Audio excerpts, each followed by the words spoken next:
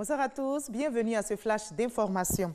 On commence par le palais présidentiel où de nouveaux ambassadeurs de la Thaïlande, du Soudan, de la Mauritanie, du Botswana et de la Turquie ont été reçus par le président de la République Alassane Ouattara ce vendredi.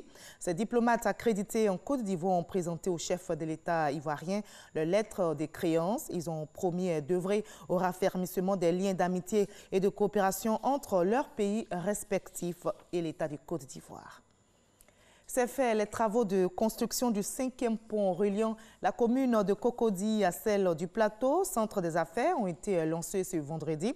Le coup d'envoi a été donné par le Premier ministre Amadou Gon Coulibaly.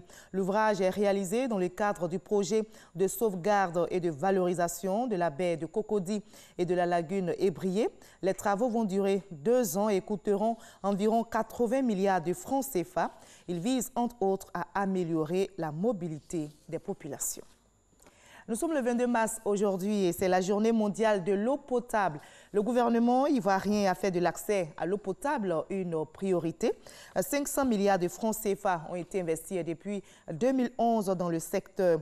Pour autant, des défis restent à relever pour combler le besoin de consommation des ménages. L'État veut relever le taux de couverture en le faisant passer de 68 à 95%. On en sait plus avec Jean-Luc Bangbo. Biabou, un quartier de la commune d'Abobo, sur la route d'Alépé. Il y a 2 mois, avoir accès à l'eau potable était un parcours du combattant. Éléonore Conan habite le quartier. Depuis ils ont arrangé, tous les jours on a l'eau. Maintenant on n'a plus besoin des bidons.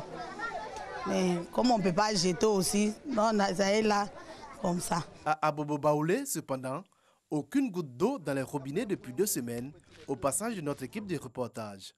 Wilfried Monet nous amène faire le constat. C'est dans ces pots-là que chaque jour nous sommes obligés d'aller chercher de l'eau avec les tricycles. C'est coûteux, mais on va faire comment? Bon. Et c'est là que nous recueillons ici. Aujourd'hui, nous sommes à moitié, peut-être d'ici le soir, nous allons remplir encore. Des pannes entraînant des coupures d'eau ou manque total d'eau potable dans certaines localités.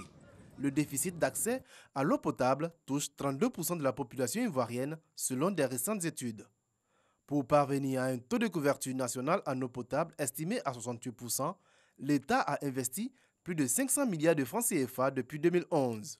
Cela pour résoudre les problèmes urgents et rétablir l'équilibre de la production. 23 290 localités desservies par l'hydraulique villageoise, 1046 par l'hydraulique urbaine et 438 localités par l'hydraulique villageoise améliorée. D'ici à 2020, le programme Eau pour tous devrait porter le taux de couverture nationale à 95% à travers la réparation de 21 000 pompes à motricité urbaine, la construction de 220 nouveaux châteaux d'eau avec des canalisations et forages et des branchements sociaux au prix forfaitaire de 1 000 francs CFA pour 450 000 abonnés supplémentaires. Reportage réalisé par Francis Boifo et Jean-Luc Bangbo. Ailleurs au Ghana, au moins 60 personnes ont trouvé la mort dans une collision entre 2 autocars ce vendredi matin dans la région de Bono-Est. C'est à 430 km au nord de la capitale, Accra. Les véhicules roulaient dans des directions différentes quand la collision s'est produite. Chaque véhicule transportait une 50aine de passagers, alors que selon la police et des survivants, l'un des chauffeurs s'était endormi. Des secours ont été envoyés sur place. Notez que de graves accidents de la route sont fréquents dans cette région ghanéenne.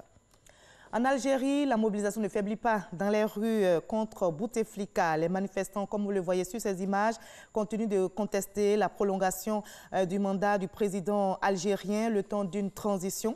Ce vendredi, une nouvelle fois, la foule a envahi la rue, encadrée par un important dispositif policier, alors que le camp du chef de l'État apparaît de plus en plus divisé. L'Union européenne, quant à elle, propose 2 dates à la Grande-Bretagne pour acter le divorce. Ce sera soit le 12 avril ou soit le 22 mai en fonction des résultats d'un énième vote des députés britanniques. Au Royaume-Uni, partisans comme opposants du Brexit se lassent et s'agacent de l'interminable feuilleton. On va se retrouver à 20 h pour la grande édition, mais juste après ce Flash Info, suivez l'info régionale pour avoir toutes les nouvelles de nos régions ici en Côte d'Ivoire.